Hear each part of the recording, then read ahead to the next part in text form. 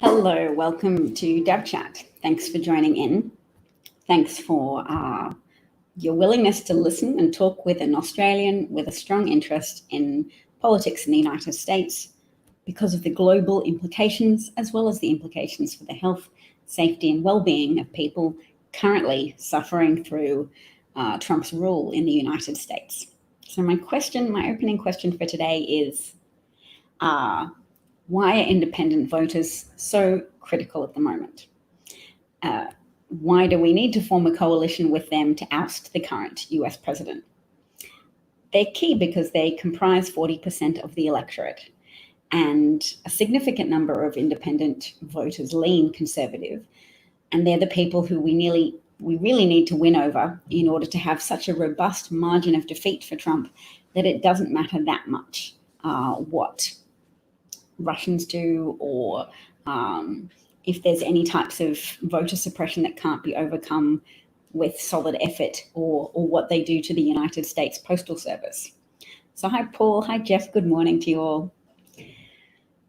Isn't it important? Isn't it important to build a coalition? I think we all know that it's important not just to talk to ourselves and not to get discouraged by beating our heads against the brick wall of fervent Trump supporters, because they cannot easily be convinced. Their sources of information are Tucker Carlson and Sean Hannity, and those guys tell stories. They tell stories that explain everything. What people like is a degree of intellectual coherency that helps them explain their world. And Tucker Carlson says they're being persecuted and robbed by government and by white people who teach other people about white privilege, and that's a system of belief that disadvantages white people. So yes, if you watch Tucker Carlson, you're very likely to think that you're being persecuted and that Trump is your only pathway to deliverance. And it's going to be very hard to tell you anything about Trump that will make the balance of options lean against voting for Trump. They need him. He's their messiah. He guarantees dominance for them at a governmental level, and he's their shield against all of these forces they believe to be opposed against them. Hello, all the friends are meeting up in the comments section, which is great. So what I'm doing, first of all, is just highlighting for you this comment from an Australian journalist called Hugh Remington, who said, how intriguing is it that the most relentless and effective anti-Trump ads messaging seems to be coming right now from Republicans? Now, it's a bit of a fallacy, really, because there's a reason why they're so good at political messaging. The Republican Party focused on the political science of messaging, whilst the Democratic Party focused on crafting policies that served a maximal number of people. So Republicans got very good at the gaming strategy of ousting, denigrating, and challenging their opponents, whilst then pushing through an agenda that is overall known to be unpopular. It's unpopular to cut services. You can only trick people into voting for Republicans who cut services by telling them that undeserving people are mostly the beneficiary of those government services. So then Republican voters can reconcile that to themselves by saying, oh, well, I'm a deserving recipient of services, so I'm not voting against my own interests. I'm voting against those bad people, those undeserving, lazy people who don't deserve benefits. America has a lot of prejudice against people receiving benefits, when a lot of people who receive government benefits are working, and they just belong to a subset of the population called the working poor, people who have often multiple jobs, but all of their jobs do not deliver a livable income. So they're still operating from hand to mouth, trying to pay rent, can't afford down payments on large consumer items, so they're perpetually stuck in the cycle of renting appliances and items, and essentially being fined, feed, and taxed for the non-crime of being not wealthy.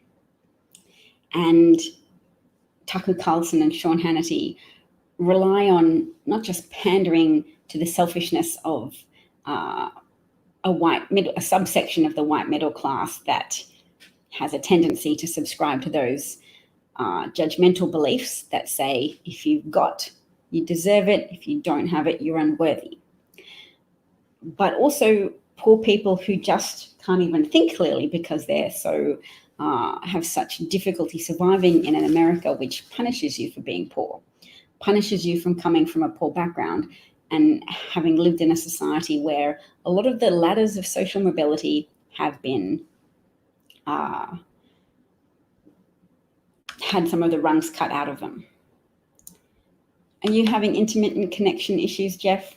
I'm sorry, I hope it's not coming from my end. All right, let's play this thing. Our citizens from this threat. A lot of people think that goes away in April. I think it's going to work out fine. We have it very much under control. We're very close to a vaccine. Because of all we've done, the risk to the American people remains very low. 15 within a couple of days is going to be down to close to zero. One day it's like a miracle. It will disappear. And this is their new hoax. Unfortunately, one person passed away overnight. You take a solid flu vaccine, you don't think that would have an impact or much of an impact on corona. Anybody that needs a test gets a test. It will go away. Just stay calm. I don't take responsibility at all. It's something that we have tremendous control over. We're not going to let the cure be worse than the problem. I hope we can do this by Easter. The CDC is advising the use of non-medical cloth face covering, so it's voluntary. You don't have to do it. Just minutes after a Fox News report on the demonstrations, the president began tweeting, "Liberate Minnesota, liberate Michigan, and liberate Virginia." And I see the disinfectant where it knocks it out. Is there a way we can do something like that by injection inside? Or this is going to go away? This is going to go away without a vaccine. We have met the moment and we have prevailed. Many of these people aren't very sick, but they still go down as a case. The virus is abating, dying out. The Chinese virus, Kung Flu, have done a phenomenal job with it. The reason we have more cases than other countries is because our testing is so much. Kung Flu, I think that at some point that's going to sort of just disappear. We are likewise getting under control. We show cases, 99% of which are totally harmless.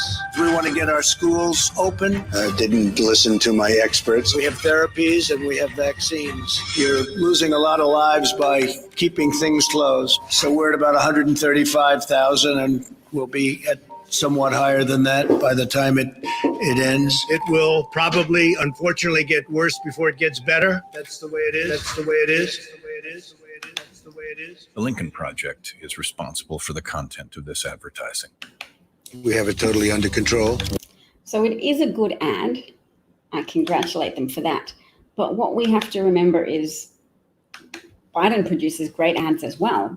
But the reason why people like and embrace and get excited about the Lincoln Project is because when you have extra people on your side, it's like being in an Avengers movie when reinforcements turn up. So you know Project Lincoln people are not from the Democratic team, but you say they also recognize the nature of the situation we find ourselves in. It is incredibly validating for Dems.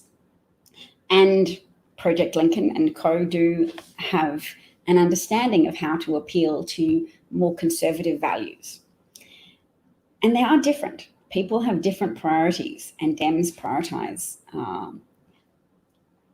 improving things on a social justice continuum. We do. We care about providing opportunity for people. We tend to think that results in a more cohesive society where you have reduced crime because people can set goals. It's possible for people to get ahead by hard work because they're not kept out of opportunities such as higher education, and they're not kept out of the type of preconditions to achievement, such as being able to have electricity to study at nighttime or adequate food to provide nourishment for growing children and developing brains. So Democrats look at the preconditions for success, and Republicans insist that only they care about hard work. And Dem messaging still focuses on talking to Dems, when really we did need to work on expanding our base by using that type of political messaging strategy of saying the words that show you are aligned with values that people adopt in their own lives. So if you look at a lot of the hysteria about debt, you'll see that Republicans honed their messaging on you have to treat government like you would a family budget, don't spend more than you have, whereas really government often runs at a debt. And provided you have the kind of promising country that people want to invest in, that's okay.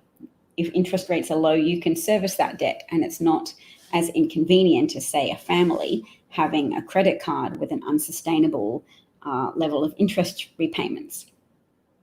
Countries are different, significantly different to families in a way that violates the appropriateness of the analogy. Yes, I don't think it's a company. I would call it an organization. I don't agree with you that Project Lincoln will jump ship. They've said they have goals that are different to that. I might look up the article for you. But at the moment, they're campaigning against Republican senators. So they're doing their best to change the culture of the Republican Party and undermine people who have betrayed the national interest.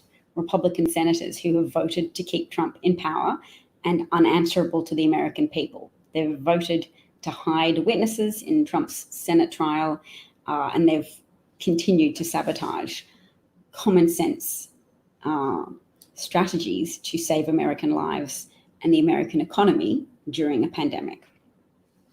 So, Kevin, I don't think he'll get away with suspending the election. It's state-run. And there are signs that people are pointing to that Trump thinks he's going to lose. He makes reference to that sometimes. I'm not going to be your president anymore because you don't like me for some reason. And he's also trying to sabotage the country as much as he can, which is in line with Republican goals of start undermining the next Democratic president whilst you're in office. Yeah. You seem to be someone fairly intent on undermining Joe Biden, who's not staying at home. He's traveling around his states, but just in a more low-key manner because it's irresponsible to have large election rallies at the moment.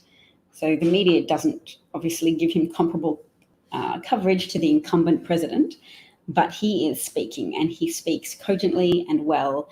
And I block people who come here to try and sabotage or undermine confidence in Joe Biden, who's a great candidate, whose campaign was resurrected by the efforts of Black voters. So if you come here and you disrespect Black voters, do not doubt but that I will mute or block you with relish.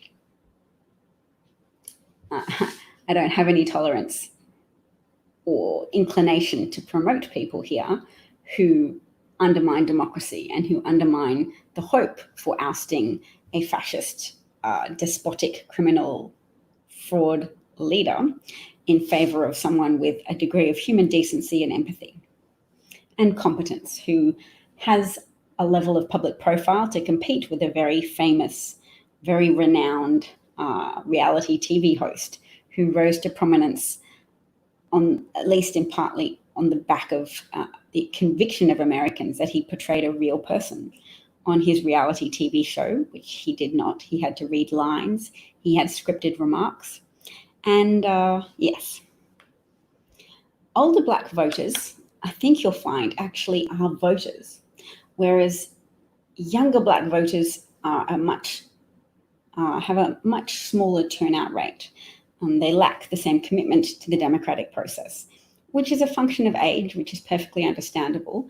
Younger people are often lower on life experience and are eager to gain that life experience and to spend their time meeting people, focusing on their career, etc. They're less likely to attend elections and vote. So when you dismiss older Black voters, and by older Black voters here, we're talking about people who comprise the majority of Dem voters, Dem Black voters, you are dismissing the establishment of the Democratic Party. You're dismissing the majority of Black voters. Because if you're here to talk about Bernie, let's just block them really fast. I'll block them permanently from my account. I have no interest in getting diverted by people who lack commitment to democracy. And it's not to say you can't criticize a presidential candidate, but it's not good faith argumentation at this point to try to pretend that Biden lacks public speaking skills. He's an excellent public speaker. He does tend to wear his heart on his sleeve, and a downside of that is he will occasionally say something that can be deemed a gaffe. But that's just the underside of the coin that is part of Biden's broad appeal. Biden is the only candidate who can convince 40% of white America to vote for him. And that's really key. No Democratic presidential candidate has won a majority of white voters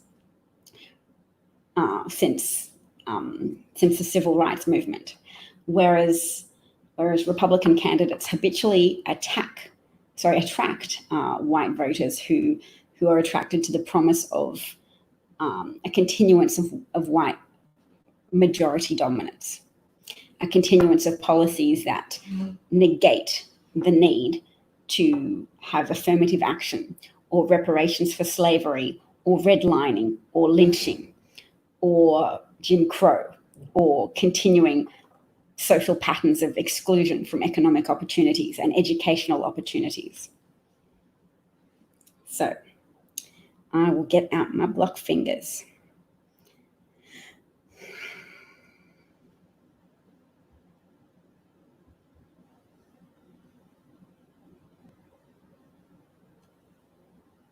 Maybe I have to use all caps to replicate your account title. I still can't see. That's all right. My followers can just mute you for today, and then I'll work on that in my own time. I'll write your name down so I can work on finding your account and blocking you from my broadcast. No interest at all in being white-anted by enemies who should be on our side, but who insist on trying to undermine the Democratic presidential candidate who was put in place by pragmatic Black voters who understand that someone who was happy to be vice president to a competent, effective, eloquent, charismatic Harvard law professor president is someone who understands that it's okay for Black people to be better and superior to white people, someone who isn't intimidated by Black excellence. So that's very important for Biden in a candidate and is a part of his appeal. Although it's true, some Black voters have reservations. His appeal is not as high as Hillary Clinton or Barack Obama's yet, but we have hopes. I mean, there has been white-anting efforts from Russian accounts. I was reading about this today in the Washington Post that said Russia has outsourced some of its election interference now because there are troll farms in Ghana and Niger where Russians are paying African people to make posts on social media to inflame racial divisions. So they'll make positive posts about Black people and negative posts about police brutality, but their point is to antagonize white people. Their point is to be visible in social media saying, police brutality is so terrible, we need to overthrow society. Their point is to scare Black people, but also to encourage distrust of establishments, to encourage distrust of the government. And look, the government does a lot to encourage distrust of itself from the Black community, but they really want to discourage Black Americans from voting. They want to discourage Black Americans from voting for Joe Biden. I don't want to engage too much with accounts that could potentially be paid for interference trolls.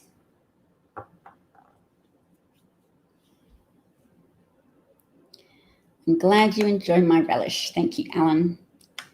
You didn't see the troll? That's all right. Oh, you can't see the troll. You can't block the troll, you guys. He's on YouTube. So you wouldn't have seen anything that I was talking about. There you go.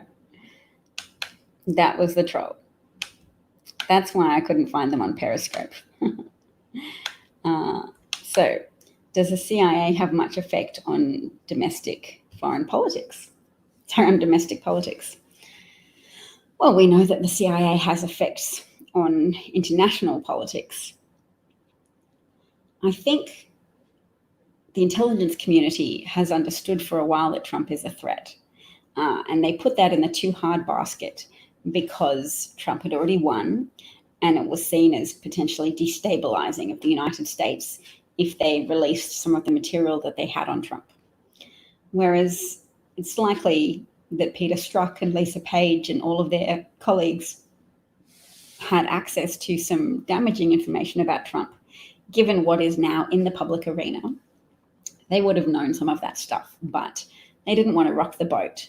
And I'm presuming they didn't want to rock the boat by leaking that information into the public arena. But it's so sad because it's so costly. Every day that Trump's in power, he's still failing America as a nation. He's still failing to deliver a national plan, which is needed to confront a national crisis. He's betraying you for every dollar you've ever paid to the federal government in taxes, because he's abused the stimulatory funds. He's fired the inspector generals who were appointed to oversee distribution of those stimulatory funds, and millions of dollars have gone not just to Kanye and Shake Shack, but to businesses owned by Jared Kushner's family, Trump's son-in-law, and businesses owned by other affiliates of Trump and affiliates of Senate Republicans, etc. It's not appropriate, it's not okay, but it's a pattern of white-anting of the American government, which will undermine Americans' ability to trust governments for a while. But hopefully they're able to compartmentalize some of that corruption as having belonged to the Trump era and realize that spread, that contagion of libertarian ideas where you say, oh, we don't trust government, politicians are all bad, so we'll vote for Trump because he's anti-establishment, and let's see the money just roll in for everyone. Let's see the prosperity and the comfort and the peace and the success just roll in across the United States. That's not been the outcome for voting for a candidate, a disruptive candidate such as Trump. Instead of the swamp being emptied, Trump has filled the swamp up, rolled back environmental regulations that protected Americans, and at every possible moment put his own interest ahead of the interest of Americans. And his own interests, if at least allied with the interests of the American people, that would have been okay if there was a large degree of overlap between Trump's interests and the interests of the people of the United States. That would still have been reasonably okay. Actually, not perfect, but it would have prevented still a lot of deaths. But his interests were divergent, were diametrically opposed to the interests of the American people, because it was in Trump's interest to hide from people that there was a pandemic, that everybody was at risk of a pandemic, when he was receiving intelligence briefings about this in January and February. It was in his interest to dismiss it because his campaign interests led him to want to pursue a trade deal with China to help him mask, or at least deflect from reporting on the significant manufacturing recession that was occurring in America, and ultimately resulted in America being in a recession. It's been officially pronounced in February of this year. February, before pandemic shutdowns occurred. The pandemic was spreading in America in February, but undetected. So the recession is not attributable to that. There is no contraction in consumer spending that occurs in February as a consequence of the pandemic. It was a consequence of Trump's trade war that doesn't get talked about enough, doesn't get denounced enough by the media.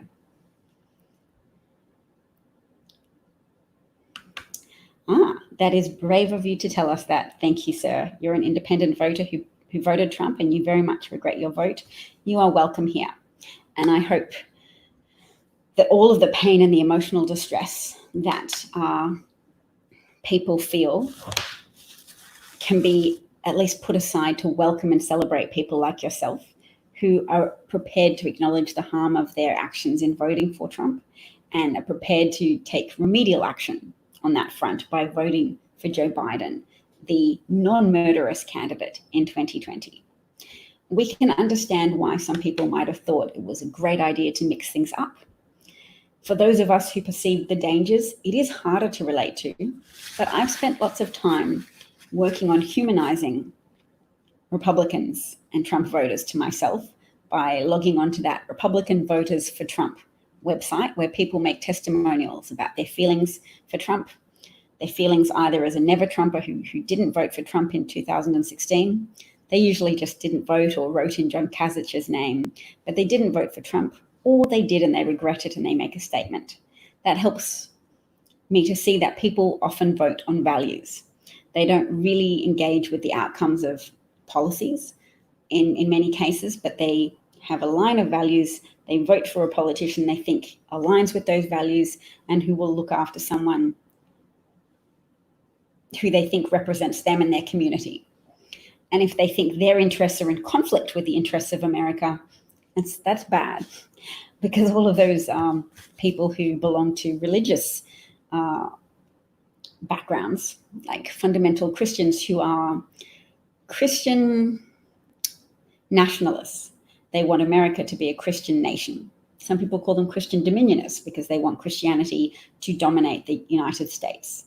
They want prayers said in school, and every time something bad happens in the US, they attribute that bad occurrence to failure to have prayer and worship in schools, in public schools. Let's see, I'll find an article for you.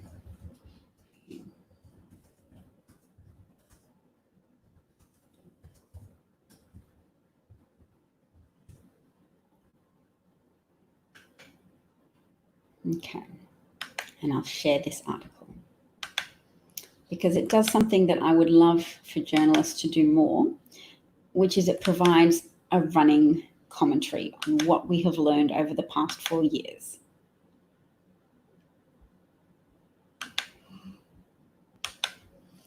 So if we celebrate this article and we share it with journalists and encourage them to embark on similar projects, or if we share it with Project Lincoln, then we can encourage people to look at the broader context of what he has done. Because he is like Teflon, and some that confuses people, but it's because Trump has a pass with his base because he promises to elevate them above everyone else. Normal presidents campaign on helping Americans in a broad sense. Donald Trump clearly spoke to a subset of Americans who were different, who had active hostility to other parts of America, who said Christianity is under threat. We are under threat from migrants. So if you didn't like migrants and you were angry that gay marriage became law and you felt oppressed that transsexual people were allowed in the military and gay people were allowed in the military, if you were angry at your fellow Americans, then Trump was the candidate for you. And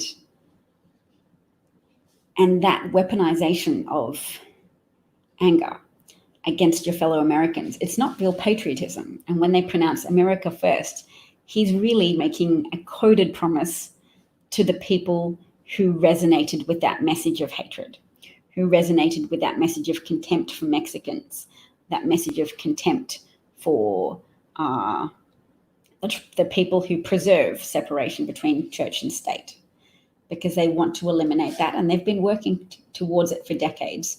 And Trump was positioned well to appeal to those people because they don't mind his affairs. They don't mind his lies. They still applaud him as a champion of the cause of enacting retribution on the rest of America, who they see as having defeated them in the culture war of gay marriage and women's autonomy, and allowing women to be equal to men instead of subjected to rule by men. What's a better term? Subordinate to men. So people who didn't like that, people who felt uneasy about that, even if they didn't speak the words to themselves. That was definitely amplified by Hillary Clinton running against a man and having the audacity to aspire to be president of the United States. That did not jive with people who either openly want women to know that they should be housewives. And if you look at the Proud Boys movement, one of their platform planks is veneration of the housewife. They want to restore an era where women know their place. Women just really concentrate on making you that sandwich that you love and deserve. Okay. Oh, am I sharing this? Yes. Okay, so here we have what voters have learned since 2016 about the real Donald Trump. 2020 is going to be different from 2016, not just because of what's happening, but because of what we know now about the GOP presidential nominee. Actually, I don't agree with that a lot. It is predominantly because of what's happening now, because people are very prepared to blind themselves to facts that occur outside of their favored news sources. Even if they are peripherally exposed to such information, they're very prepared to ignore it and dismiss it as being information of no value. When Trump ran for president in 2016, his personal history was as a thrice married former pro-choice Democrat from New York City, campaigning as a Republican, allowed people to project onto him an array of views. He was hailed for being a dove. He was taken seriously as a candidate with more acceptable views on LGBTQ plus rights than the rest of his party. He was called a textbook example of an ideological moderate. Wow. What was known about him was largely based on his own self-mythologizing, coupled with the skillful editing of the reality TV shows that made him a household name. His pitch was that he was a self-made billionaire real estate mogul who would run the US government like a business. And now we know that analogy was far from appropriate as well. Donald Trump should not run. Well, he can't run the government like a business because he's very bad at running businesses, but also America should not be run like a business. Corporations do not run to preserve human life. They run to maximize profit. Whereas in government, if you neglect to have that as a priority, maximizing human life or preserving human life, you open up your country to a host of vulnerabilities, namely the economy collapsing from a pandemic. Yes, so it's not at all true that education is a vaccine against Trump support. Intelligent people, I presume, and let's chat about this, Sheldon, I presume they think that Trump's deregulatory inclinations are useful to America, or at least are useful to them personally. What do they think? I know a lot of people who seem to be culturally reactionary. So they say, dang the left for trying to make us question ourselves and consider whether or not we should wear costumes or dress up as people from other cultures. They resent the modern day ethos of please avoid cultural appropriation.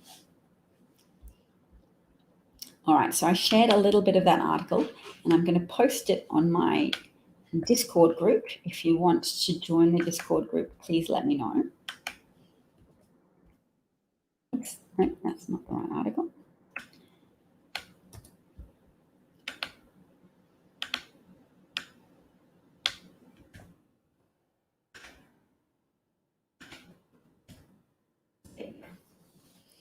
I can give you the term to Google if you want to see or read more of that article for yourselves.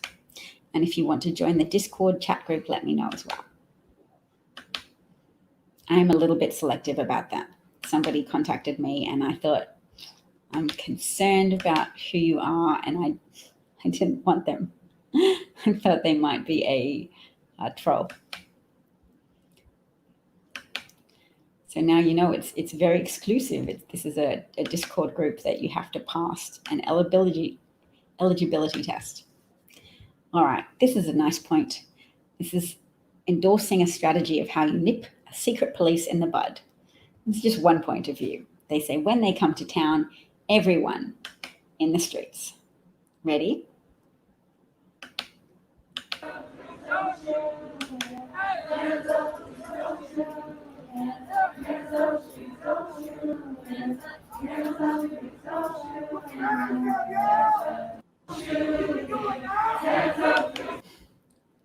So you might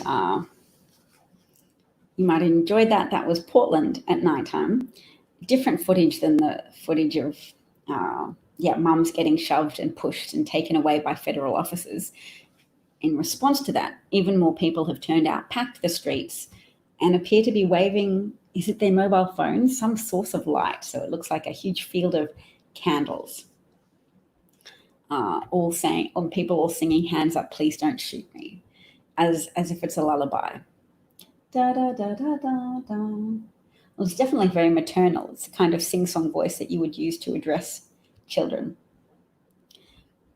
I have to be careful of my tone today. My husband, unfortunately, has to listen to me. And he said, I don't know if he was teasing or not, but he said a word he would associate with my broadcast was hectoring. And that's not what I really want. It's not what I really want to be. So I've got to try and be encouraging. I want those independent voters coming here and telling me they regret their vote for Trump and what to do about it. Tracking. I do like it that Joe Biden's been out fundraising Donald Trump. So at that top of that screen, it says Biden's raised 1.6 million and Trump's raised 1.2 million. I would find it so hard to give my money to Trump right now, even if I was a supporter of his. It's just, you'd have to be pretty brainwashed. And this is one reason why Trump continues to refer to the virus, to COVID-19, as the China virus. He wants people inflamed against China as if this was an act of war on China's part, to be the country where COVID-19 unfortunately originated and where they experimented with the best way to suppress the spread of this disease. And they found out that lockdowns were effective and masks were effective and widespread compliance was effective. But they were flying by the seat of their pants. America then got to see Europe go through incredible hardship, particularly in Italy, where they have a higher average age. So there's more elderly people and consequently more vulnerable people. They saw what happened to Italy's hospitals. Trump would have been receiving briefings, seeing the same footage that we eventually saw of stressed doctors reporting that they were having to make decisions on, like, excluding everybody over 65 from intensive care units because they didn't have enough beds for everybody. So they had to prioritize people younger than 65 in order to treat people with the biggest prospect of recovery. You can still recover if you're over 65, but that became a cutoff point for some Italian cities and towns. That just as part of a panel decision or just criteria. Nope, no intensive care unit bed for you. You're over 65. We can't even attempt to save your life. Yep. Which brings me to another very important point that I've found out today, which is that Trump has failed to supply even Republican states with the supplies they've asked for. So 20 hours ago, he said that no states have unfilled requests for coronavirus supplies. But ABC called the states, and at least 12 tell us they have outstanding requests. So those requests include Mississippi waiting on 2,100 ventilators, Wyoming awaiting 74,000 surgical gowns, Georgia requested 700,000 N95 masks, and North Carolina has only received about half their July allocation for coronavirus testing swabs and other testing supplies. So that's extraordinary. Even Republican states. So Trump, it was feared at one point when federal officials were confiscating supplies that states had paid for and ordered, that Trump was just diverting those supplies to states that would vote for Trump. But he wasn't doing that. He appears to have just been sending supplies overseas so that he could, to bolster his false assertions that America had the disease completely under control, and so under control that it was exporting things. Trump has sent ventilators to Nauru, a small island close to Australia in the Pacific Ocean.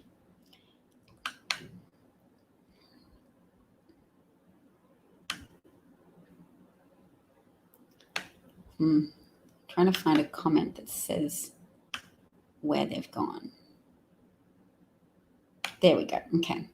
So Mississippi could have gotten some of the 8,000 ventilators, which are being donated to countries that actually don't even need them because they don't have a pandemic outbreak yet. So he told reporters on April 18 we're the king of ventilators. And White House officials have pushed the U.S. Agency for International Development to purchase thousands of the expensive devices from U.S. companies and donate them abroad. Which countries?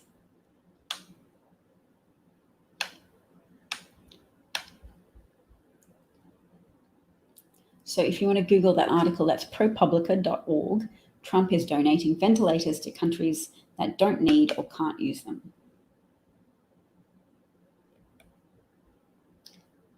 Maybe I'll just go into the article to see which countries are getting supplies from America and very expensive equipment when they can't actually use it.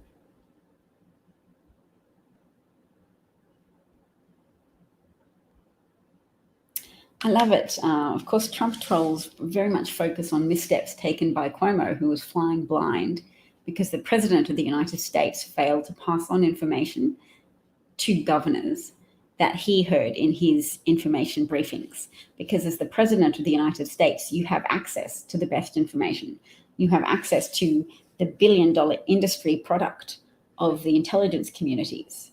And Cuomo didn't have that information, but Trump did. Trump had information and breakdowns of what they thought were happening with the contagion and the virality of COVID-19. So Cuomo definitely made a misstep, but for them to keep talking about Cuomo's missteps in February and March, as if the president of the United States wasn't lying to the whole country about the nature of a pandemic that he was being briefed on. People on Twitter were finding out about COVID-19 before much of the media was. The media was just plaintively still asking Trump, are you sure we're not at risk of COVID-19? Because it seems like it might be a problem in China. Like, don't you think? And Trump's like, no, not a problem, not at all. Was 15 people going down to zero? It's going to fade away. We're at no risk.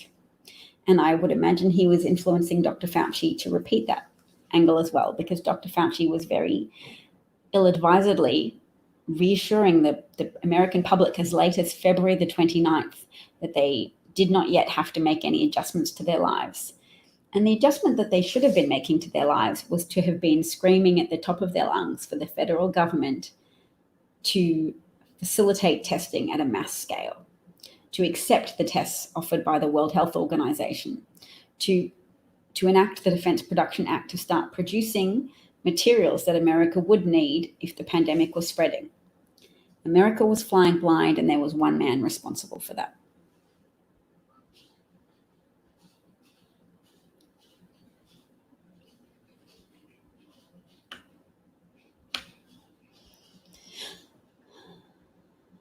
You're going to watch Cuomo's briefing today?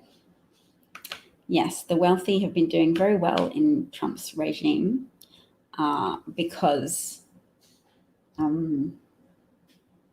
it's just a massive transfer of wealth happening. It's very common to Republicans having full control at some point over three branches of government. They pass incredibly generous packages, generous to wealthy people. So the GOP tax scam, as it is popularly known. All right, folks, let's see. I think I've nearly gone to bed. I doubt you are a Black person for Trump, but 80% of you are real. In fact, even 10% in some polls of Black Americans consider voting for Trump. But I'd say there are more happy to pretend to be Black people supporting Trump on the internet. And internalized racism and internalized self-destructiveness is very possible. There are people who vote for Republicans because they have a value system that has taught them to celebrate themselves as warriors for poor little vulnerable unborn babies. And they think they're fighting for family unity. They think that only Republicans care about helping families.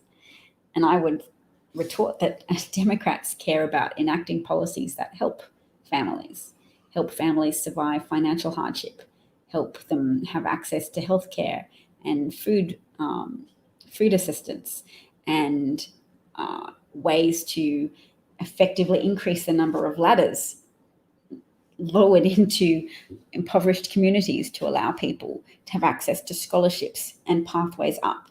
And everyone that makes it out of an impoverished community inspires other people in that community and encourages people to actualize their potential and have hope and channel their efforts towards a goal. But without ladders of opportunity, you don't have an incentive to work in that way. And you don't have the motivation, that same strong motivation to stay out of trouble. So not only have African Americans been betrayed by successions of governments because there is still lead paint in Black homes that hasn't been removed with the same care and attention to detail that it's been removed from predominantly white homes in white communities. And lead exposure is highly correlated with high incidence of crime. So yes, Blacks have been betrayed by the Republican Party, but certain dupes still go around saying, well, Lincoln was Republican and Democrats were originally the racist party. Yeah, originally that was the case. And things done change. The only person to oppose the finance bill was Representative Massey. All Dems voted yes. Oh, are you talking about the GOP tax bill?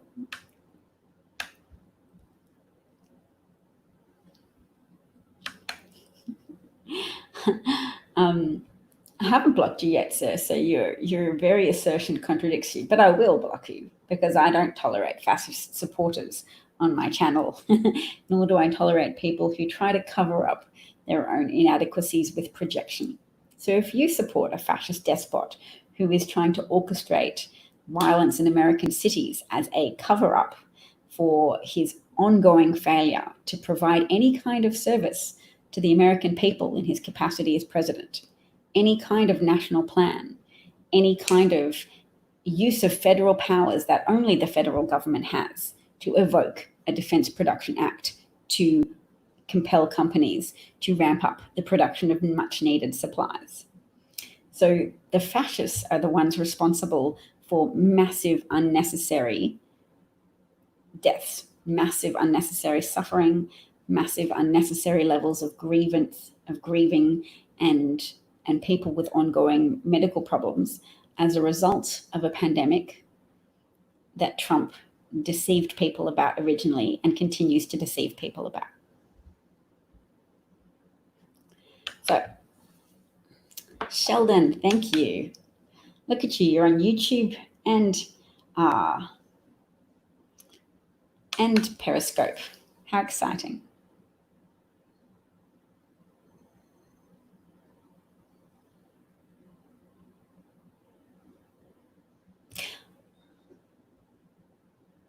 Is this a troll?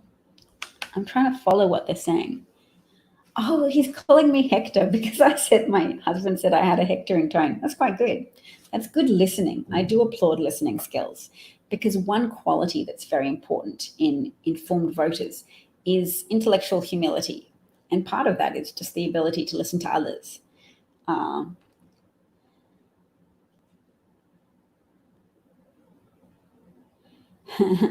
No, I don't think lead has has lead paint and lead neurotoxin has compelled black people to vote for Trump. I think levels of lead that have remained in people's houses because of governmental neglect at various levels, I think that's associated with violent crime. And I'm backed up in that by study after study that has confirmed when lead is removed from petrol 20 years later, violent crime rates fall significantly. So this correlation between lead and crime is strongly established, and some black people are compelled to vote for a law and order candidate who pretends to be law and order and says, yes, don't look to social trends or to environmental factors such as lead to account for your own behavior. You have to show that you are independent and hardworking by voting for Republicans, because Republicans talk more about independence and hard work. They talk more about it, but the people who they reward are people with inherited wealth, not hard workers. They reward people with inherited wealth who got loans from their fathers, like Trump, who have benefited from access to prestigious educational institutions like Jared Kushner, whose father donated millions of dollars to Harvard before he was accepted there. So if you support Trump and you're a black person, sure, celebrate yourself for your own aspirational leanings that you want to be one of the grifters. But they are grifters. They are thieves. And they've stolen more than money from America now. They've stolen life. They've stolen prosperity. They've stolen economic health.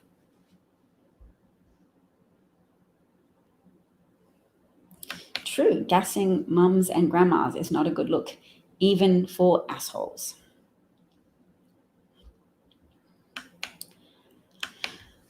There's lots of things we can say about Trump. All right, shall we see if there's any more cool ads that we could look at before we round up this broadcast?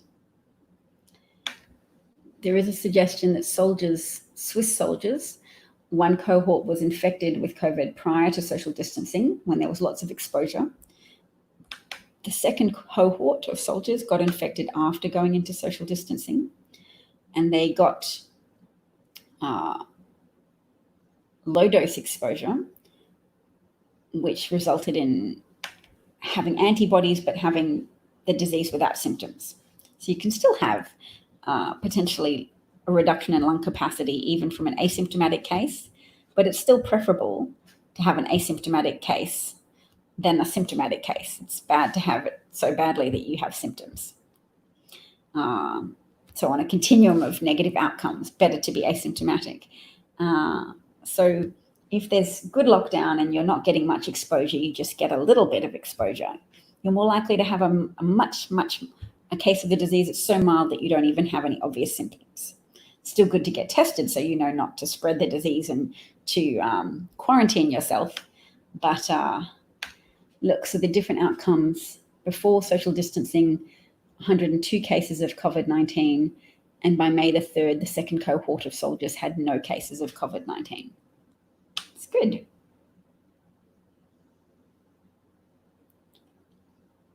So there's some evidence for,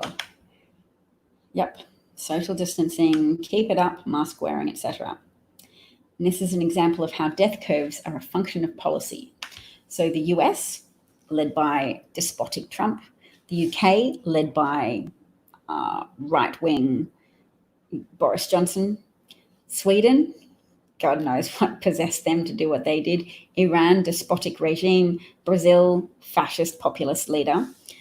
They all have high death rates. So Sweden's an outlier. They just were really stupid and stubborn.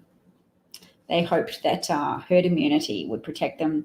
Herd immunity is a term derived from veterinary science where the death of members of the herd is more just an economic calculation. Whereas herd immunity, if used in conjunction with vaccine technology, means, yes, having a high level of vaccine adoption so that the disease can't easily circulate because there's so many people with resistance as a byproduct of vaccination. But yes, when you use the phrase herd immunity without reference to a vaccine, you're just saying basically the public are like cattle to us, and we're just trying to make an economic calculation of how many of this herd we can afford to let die at the moment. And maybe we attach less value to those who are currently unproductive, the elderly, people in nursing homes. So the economic benefit of their existence is less. So if you start making very callous calculations along that line, then I guess you get health officials like Sweden's.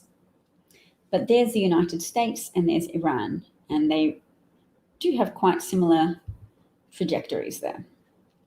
But one critical difference is that the United States is the richest nation in history, and Iran is so sanctioned it can't get goods or health supplies.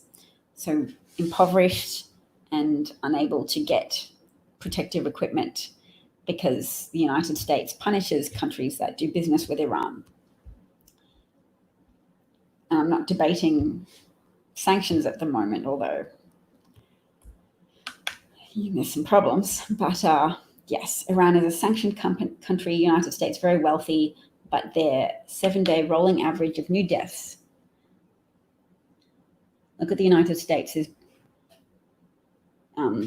nearly back up to 1,000 average deaths per day again. It's just extraordinary.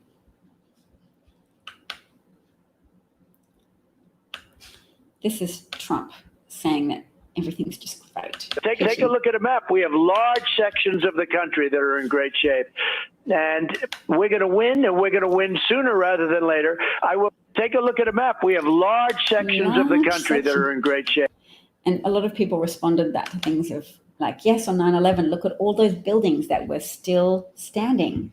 I mean, you've got to be positive. It's great. Look how well we're doing. Look how well all those buildings were in New York that didn't get knocked down by some planes. Oh, on television, you saw a reporter get hit in the goggles with pepper balls. I hope it didn't break his goggles.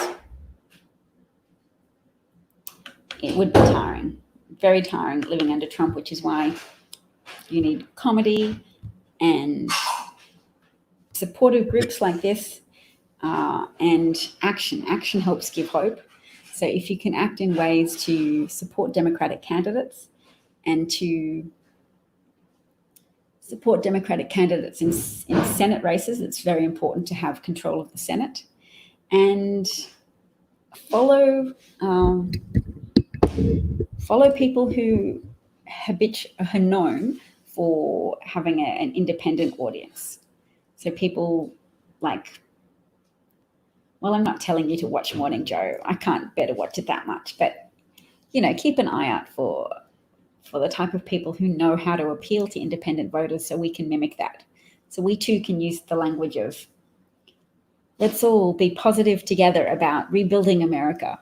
Let's be positive together about saying, acknowledge our history and acknowledge that the path towards equality and justice is not straight and requires constant vigilance and commitment and a willingness to be clear-eyed about the negative things that happen in our society, but without cowardly turning our back on those things and without saying those are too negative to pay attention to. Those realities are too uncomfortable to hear about it.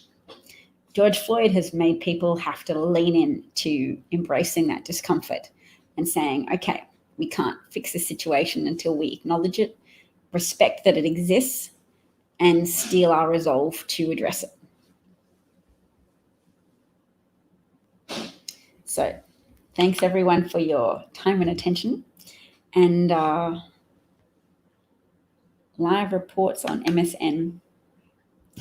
You said the other day, Alan, that I should keep up my sleep because this, after all, is a hobby.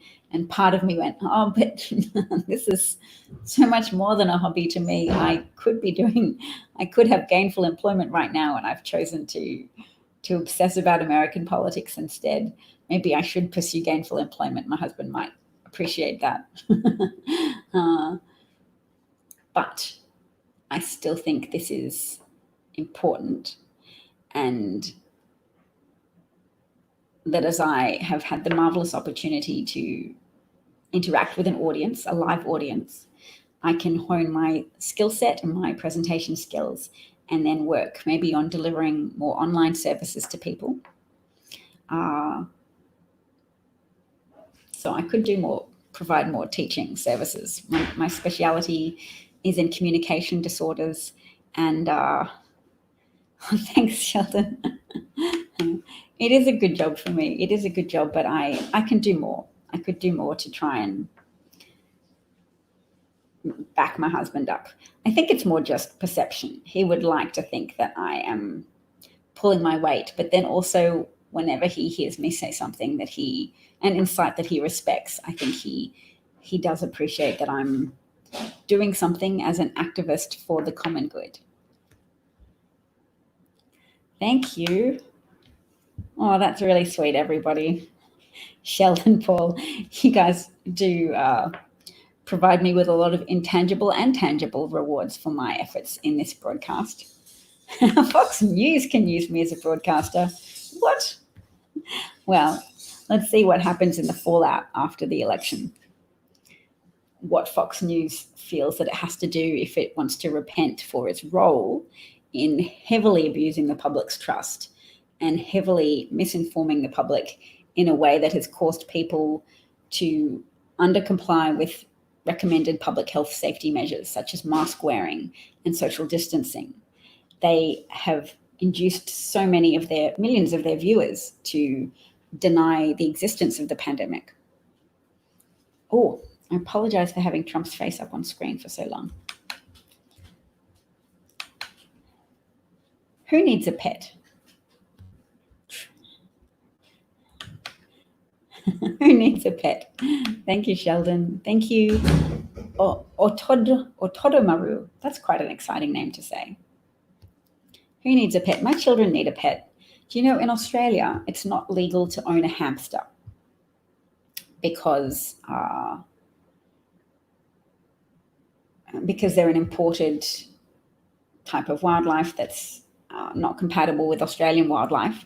And if hamsters escaped and started breeding uncontrollably in the wild, they would provide a threat to Australian native wildlife.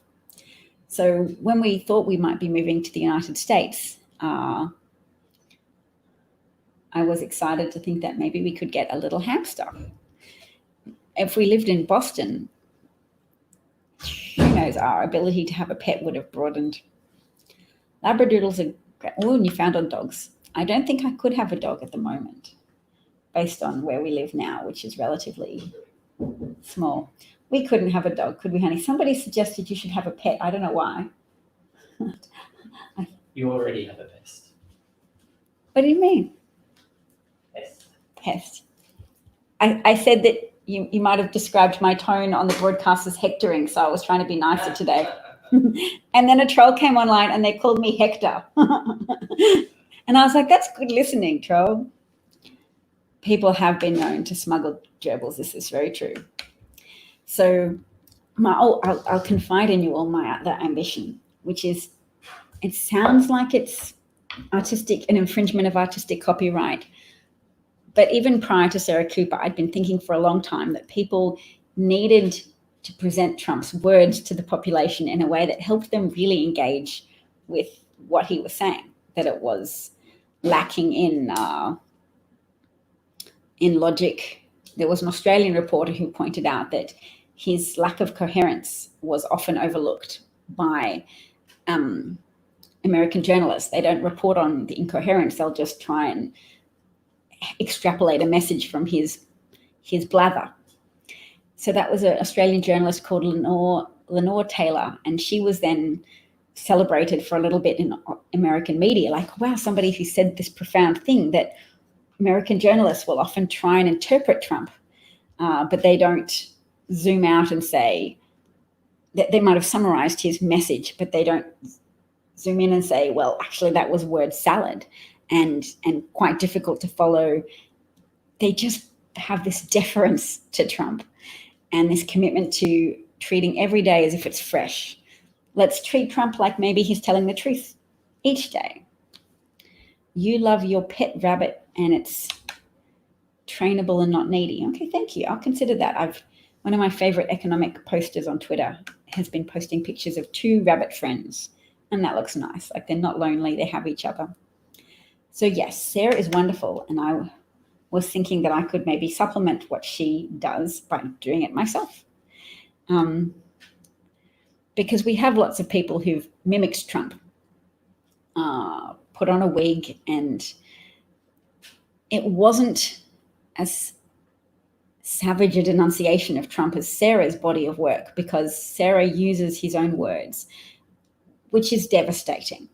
She takes his own words out of context and gets you to watch an attractive woman with facial expressions that bring to life internal landscapes and what we understand to be Trump's likely motivation as well. So she gets Trump to look that extra bit crazy. She accentuates the craziness of Trump.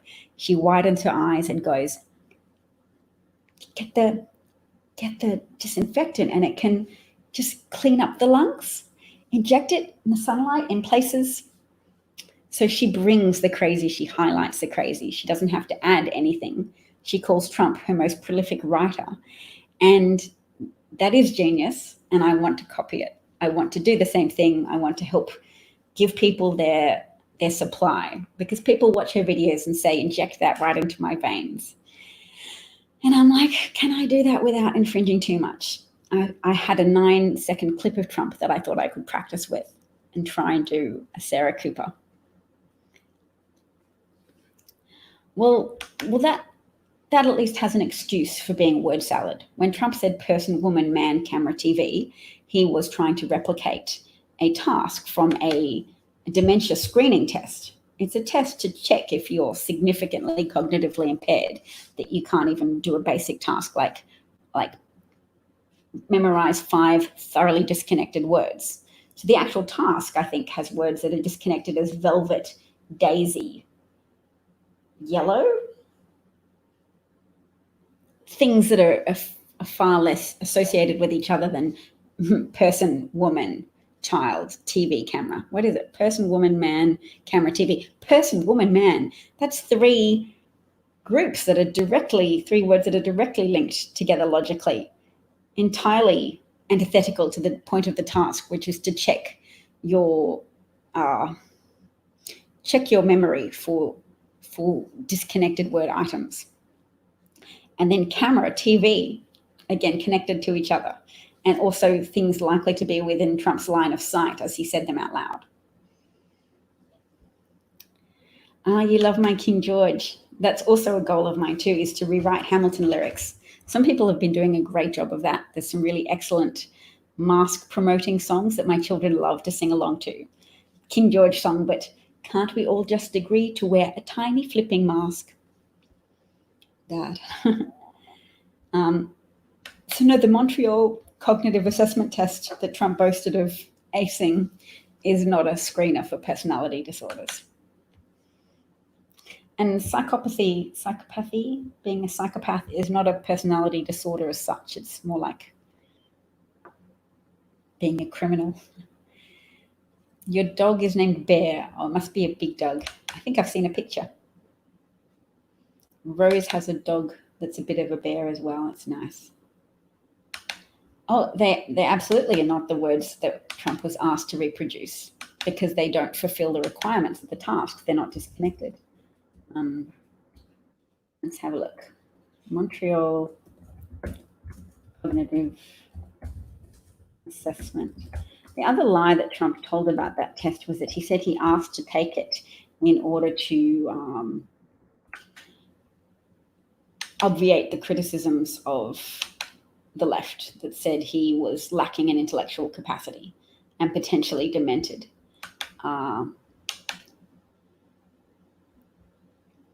So he said he asked to take it, and people don't.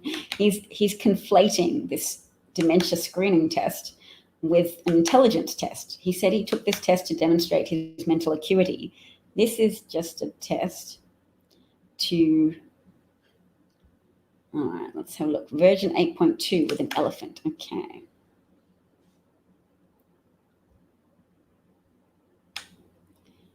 So this is apparently the test Trump took. Copy the chair. On this broadcast, I've shown a version before, but it was an earlier version. So similar things to do. Begin at 1A, 2B, C3, 4D, 5E. Draw a clock, 9:10. Name a snake, an elephant, and an alligator. So these are the words. Okay, listen to how connected these words are, because it's not connected at all. Hand, nylon, park, carrot, yellow.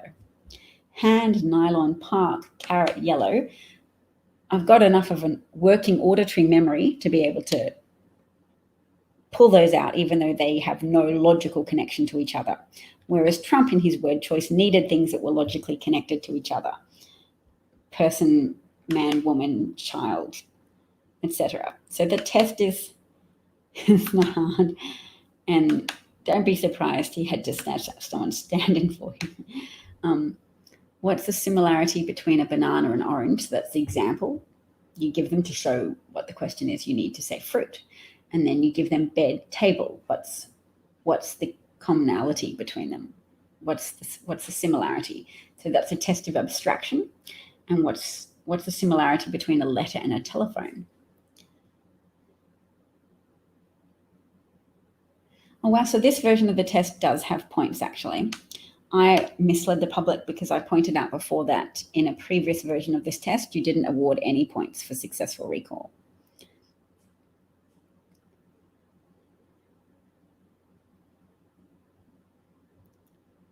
So you have to recall the words with no cue, and you get points for uncued recall only out of 5. But if you need a cue, then you don't get any points. All right. So you might have to give them a category cue for the word hand, like say, oh, it's a part of the body. And for nylon, it's a type of cloth. A multiple choice cue is you give a binary suggestion. So was the first word foot or hand? And that's more just to help people out so they're not that distressed that they can't answer the question. If they're cognitively impaired, they might feel like they remember hearing the words, but they can't access it. There's some impairment at the level of working memory. And they can remember being told a word, but they can't recall it. If given a simple binary choice cue between hand and foot, they might go, yes, okay, yeah, I heard that word hand. And then they'll at least not be in too much distress that they've failed an element of the test, and you can help them. But you don't award points for that. Award points for uncued recall only. Oh, I can make it bigger so you can see that, actually. All right. So this is what I'm highlighting here. Points for uncued recall only.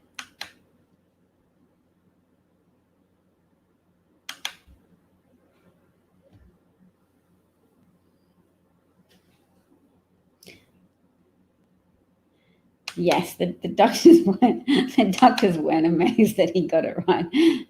That's like Trump saying, everybody always approaches me and says, sir, you've meant so much to me. You're the best at everything. Trump's been very rewarded for that ability over the course of his life to inflate and misrepresent everything around himself, to self-mythologize. That was the best phrase from the article that I read earlier.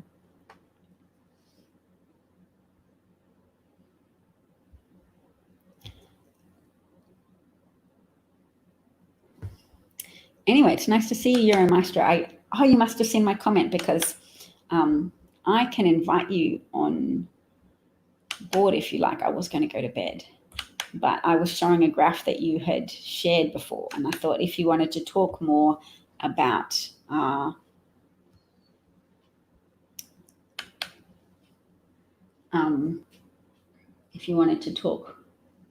that low dose thing, if you have low exposure to the pandemic disease, to COVID-19, as a consequence of social distancing or lockdowns, then you're more likely to get an asymptomatic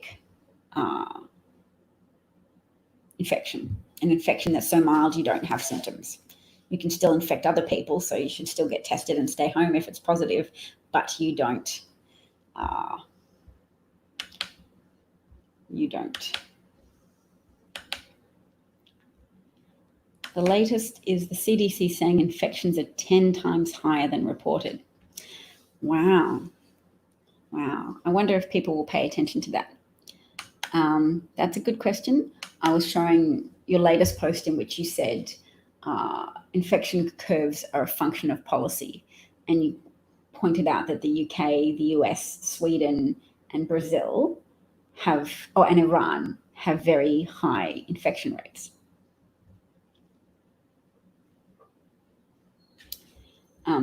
I've just noticed that Sarah Cooper has made her latest video available on Twitter, so I might share that. But that is pretty extraordinary about the CDC saying infections are 10 times what's been reported. And it was 30 or 35 questions. The first question. No. Okay, go back to Sarah Cooper then.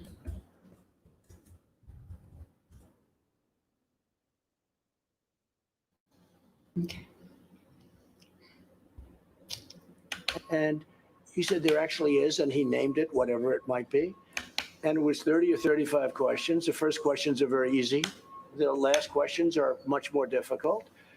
Like a memory question, it's like you'll go person, woman, man, camera, TV.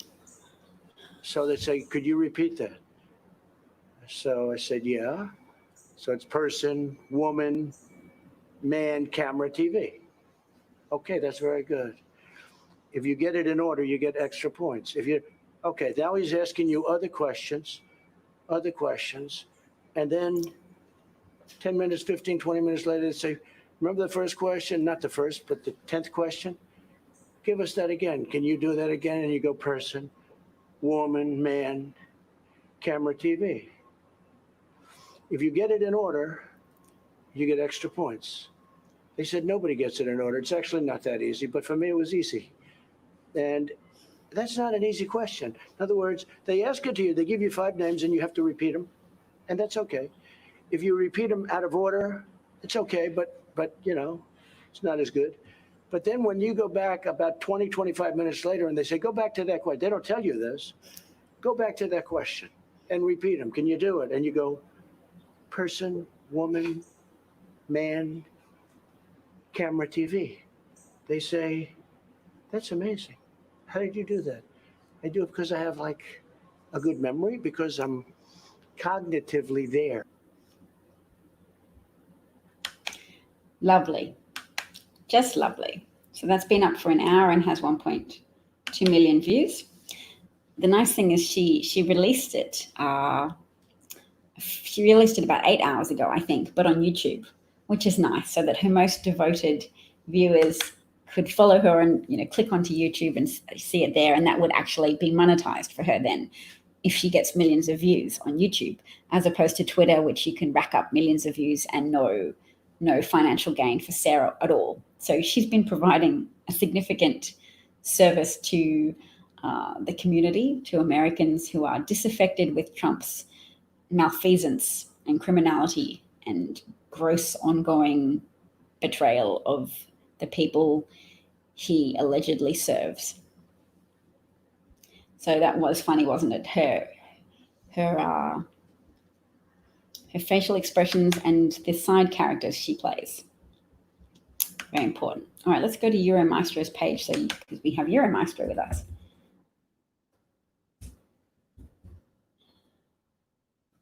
There we are. Okay. So that was a graph. Oh, a pinned graph, actually. No, I didn't see that. How does the US compare to the EU in COVID-19 mortality? The US mortality rate is currently 13.2 times higher. More US deaths in the last 6 days than in the entire European Union for a month, as shown in the chart below.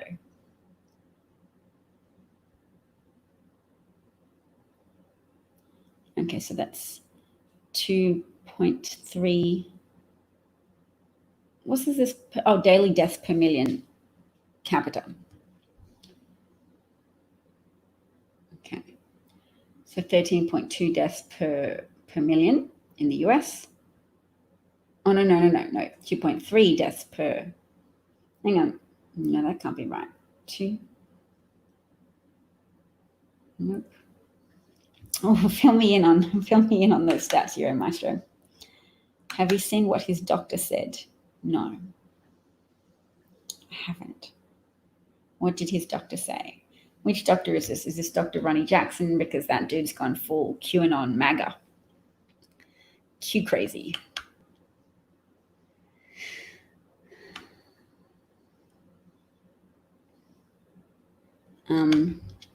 Well, the Oxford vaccine, the lady who's been working on that, her triplets, she has college attending microbiology studying triplets, and they took the vaccine, but I think that was still phase 2.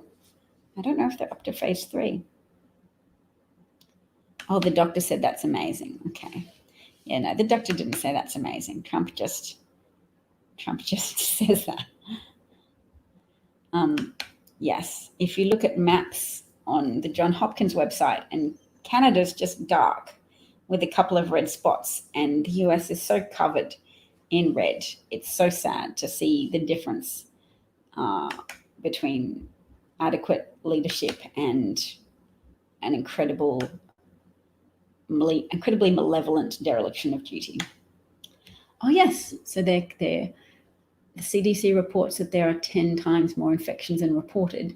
That means approximately 4 million reported cases is a huge undercount. The first study did random testing in Indiana.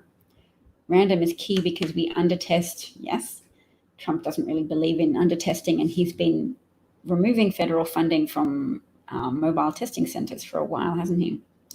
And 2, we bias test towards symptomatics and their contacts. So people with obvious cases saying, hello, I have symptoms, please test me, which means you don't get to the people in the community that are asymptomatic. But we know asymptomatics are also spreaders. Study found 44% of infected had no symptoms in the past 2 weeks. They estimate infection fatality rate is approximately 0.6%, 6 times more than the flu, and a high prevalence amongst minorities, which unfortunately the people often working in essential services. So those people who have lacked access to social mobility ladders. So Indiana's survey found higher rates of COVID-19 infection among Hispanic and Latino participants in April. Once the Latino and Hispanic population in the United States fully comes to grip with the degree of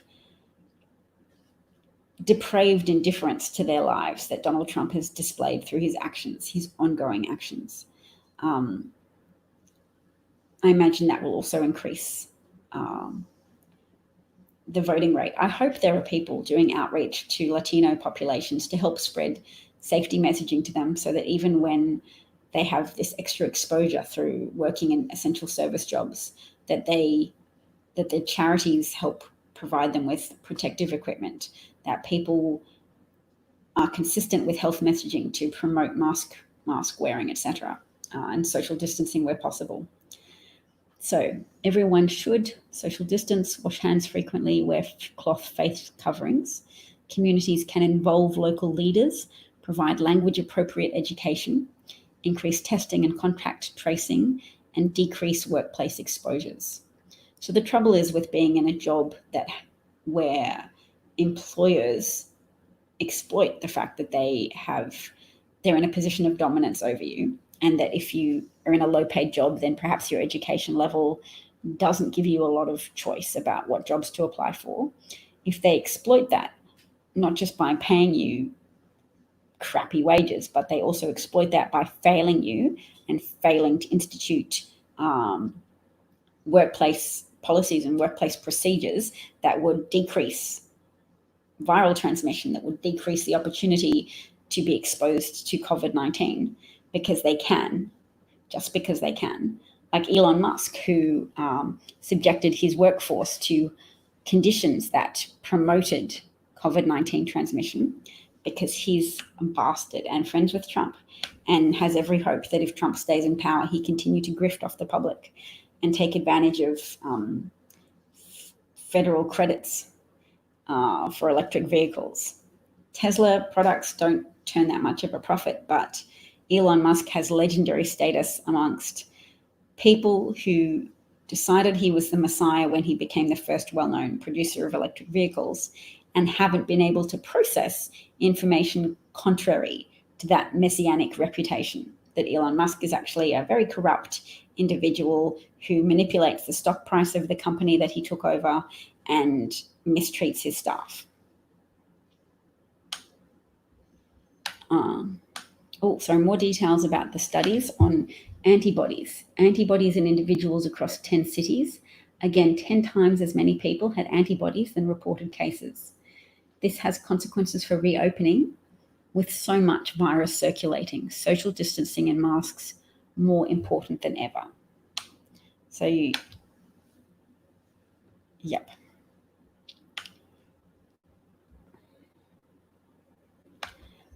All right.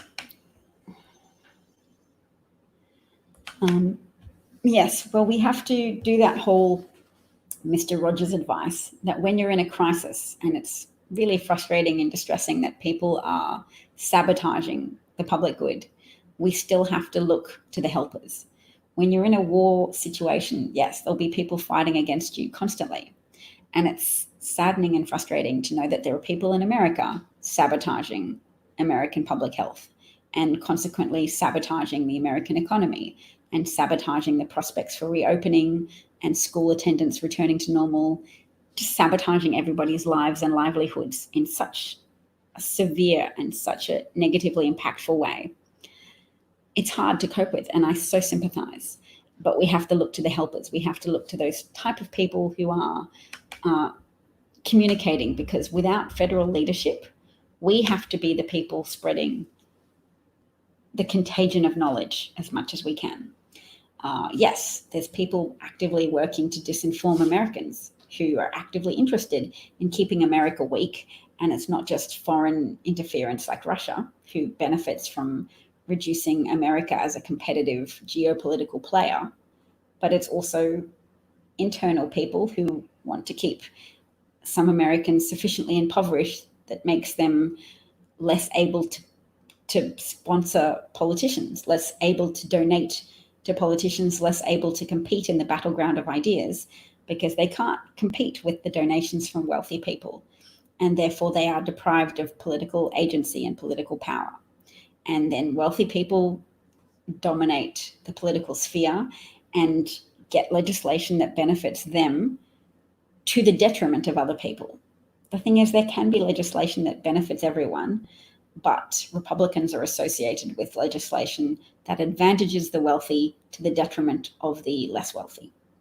And that's an ongoing problem for America that has predated Trump, will post-date Trump, but hopefully some of the allegiances here have been made clear to American independent voters, and they will, going forward, not vote for Republicans anymore, because the hollowness of their value statements have been demonstrated by their actions in failing the general public.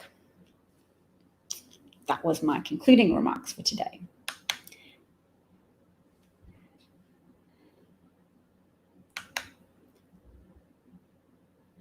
REM sleep, Republican eviction movement. Nice. Yes, anti-vaxxers, 30% of Americans, 31%, have told surveys that they don't intend to comply with a vaccine should one become available. Thank you, Alan. I'm grateful that you are looking out for my sleep. Cheers, everyone. Take care of yourselves and your communities. Hard times ahead. Bye. Oh, but also something to look forward to is the election. I think even Trump is accepting that he's likely to go, and he'll fight it. I'm sure he's not going to stop fighting for it. But again, when he ran for the 2016 election, He was running for his brand. He thought it would help him have an increase in his profile and an increase in customers. Yes, catch the replay. Good night. Goodbye. Thanks, Euromaestro. Sorry that you're suffering a daily daytime nightmare. Hector's my new nickname. Love it. Thank you, Rose. Yeah, Baron's not going to school. Thank you, Alan. Take care, everybody. Thank you, Paul. Did I say that? Trump out bigly.